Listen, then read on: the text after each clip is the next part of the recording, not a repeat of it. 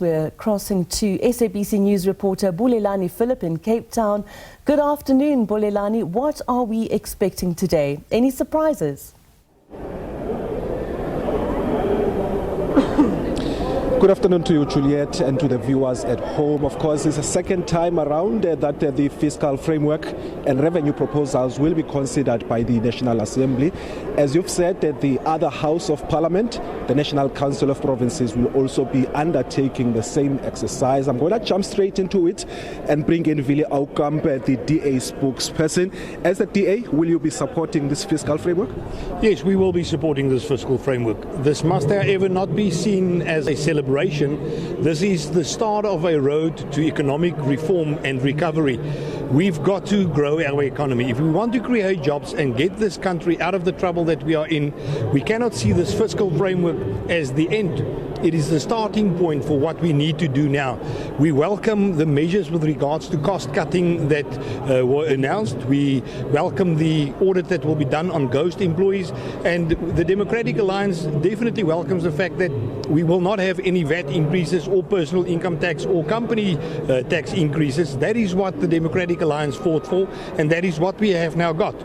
We are also very glad that the amount that will be set aside for infrastructure development is a significant amount. We need these infrastructure developments to enhance our economy. We need better roads, we need better ports, we need an electricity system that is reliable, and we believe that this is the step that will set everything in motion to achieve those. The Democratic Alliance obviously is fully committed to this path of economical recovery. The sticking point, of course, is going to be the issue of the fuel levy. As the DA, do you support that? Does the minister have any leeway in terms of ensuring that he generates enough revenue to offset the effects of the fuel levy? It's important to note that for the past 3 years, there were no increases in the fuel levy, no increases at all with regards to inflation. So the increase that we've got now on the fuel levy will amount to roughly 4 billion rand, whereas a 2% VAT increase would have amounted to 58 billion rand. So the offset between the fuel levy and VAT increases or any other tax increases is actually a very small sacrifice that we are making here. We need to get the economy growing, and South Africa does not have an income problem. We've got an expenditure problem.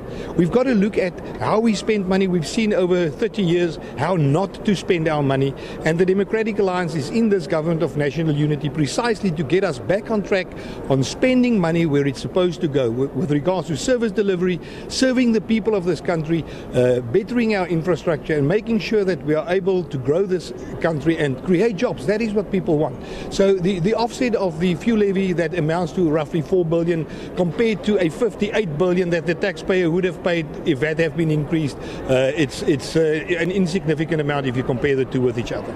All right, we're going to leave it there. Willie Aucamp, the DA is the national spokesperson. Of course, for this afternoon's sitting, you can watch the SABC as we bring you that debate starting at 2 o'clock. On that note, it's back to you in studio.